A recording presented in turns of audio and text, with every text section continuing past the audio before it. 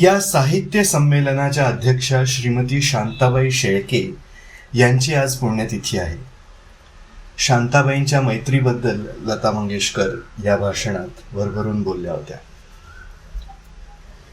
भवभूतीपासून नवकवितापर्यंत त्या माझ्याशी बोलत असतात.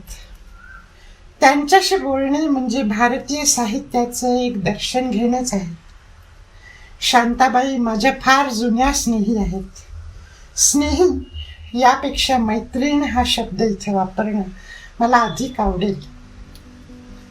त्यांनी आणि मी एकत्र मिळून खूप कामं केली आहेत. कितीतरी गाणी ध्वनिमुद्रित केली आहेत. कधी मी पार्श्वगायिका तर त्या गीत लेखिका, तर कधी त्या गायिका आणि माझी भूमिका श्रोत्याची. हो, मी तुम्हाला माहीत नसलेली माहिती इथे देते.